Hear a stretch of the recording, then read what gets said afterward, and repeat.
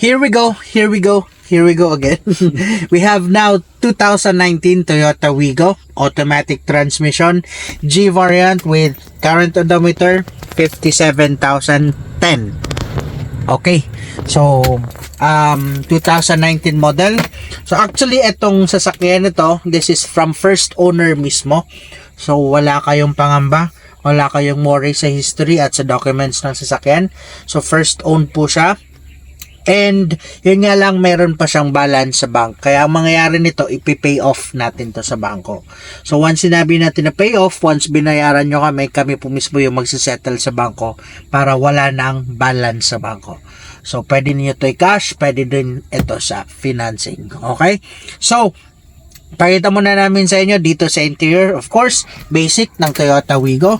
Syempre, infotainment system, naka-touchscreen monitor, aircon control, and syempre ang aircon, malamig na malamig ang aircon niya dito sa loob. Wala tayong problema. Naka-airbag sa driver, naka-airbag sa passenger, and this one working properly din po ito. Ano. Okay, so may mga add-on accessories lang siya like itong center armrest, naka deep dish mattings din po siya, tapos naka leather seats na rin po front and back. Okay, so sa windows, syempre powered windows po yan lahat, working properly, lahat po yan gumagalaw, lahat po siya functional, and ganun din syempre yung mirror, side mirror, check. Gumagalaw ba? Yes. Ganon din dito sa kabila. Yan, working properly. Okay, so that's it. Dito tayo sa second row natin. Susi niya, naka-keyless entry ka na rin, pero hindi siya push start button. Dito sa second row, syempre naka-leather seats na rin siya. Very comfortable. Spacious din naman ang Toyota Wigo, kaya yung mga nagsasabi na masikip ang Wigo, hindi naman actually. So kung dalawa, tatlo dito, kayang-kaya pa. Kung apat na, dun na talaga mas masikip na. Okay? So parang sedan lang din naman siya, pinaliit lang ng konti, tapos wala kang likod. Yun lang. Power windows na rin dito. Yan. Syempre, may button na rin hanggang dyan sa kabila. Okay. Dito tayo sa pinakalikod. Ito lang ang problema nito. Ito lang yung ayaw ko sa Wigo. Kasi wala siyang bukasan dito. So para mabuksan mo siya, kailangan mo i-access dun sa driver side or pwede ka magsusi dito. Yan. So yan ang pinakalikod niya. Okay. That's it. What else? Exterior color, paint status niya. Okay din naman siya. Wala siyang mga dents and scratches. Pero dito sa part na to, dito, yung hood niya medyo faded na. Ayan. Sa parking kasi labas yung hood. So ito lang naman, faded yung hood niya. So magkano lang naman pagpa-repaint ng hood? 3,500. Okay na yan. Tapos ito, okay naman ang status ng headlight niya. Medyo mapapalinis pa rin natin to. Tapos syempre naka-fog light na rin siya. And sa tint, yan o. Actually naka-magic tint siya. So hindi mo siya makikita sa loob. Pero pag nasa loob ka, malinaw naman kapag nasa labas. Tires niya, ang front, bago po yung front niya. Kasi bagong palit pa lang. Tapos naka-disc brakes sa front, naka-drum brakes sa likod. So bago pa po yan na dalawang front, ito sa likod medyo medyo old na, pero siguro mga 80% pa po ito. Tsaka maganda naman yung brand niya, naka Bridgestone. Okay, ano pa ba? Test drive din tayo, tara.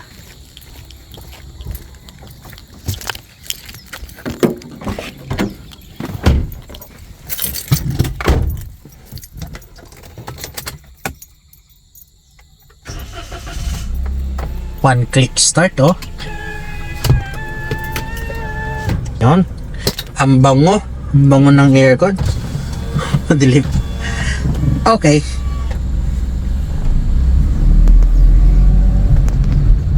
Ang Toyota Wigo isa talaga siya sa mga most daily driven na vehicle. Kasi unang-una, matipid siya sa gas consumption. Pangalawa, syempre matipid sa maintenance. So kahit pang araw-araw mo talaga siya gamitin, matipid ka sa tires, sa brakes, sa oil, sa gas consumption, matipid to talaga siya. Tapos, madali ang pag-park syempre dahil sa maliit siya. Ang bilis na i-park, tapos napakagaan lang gamitin.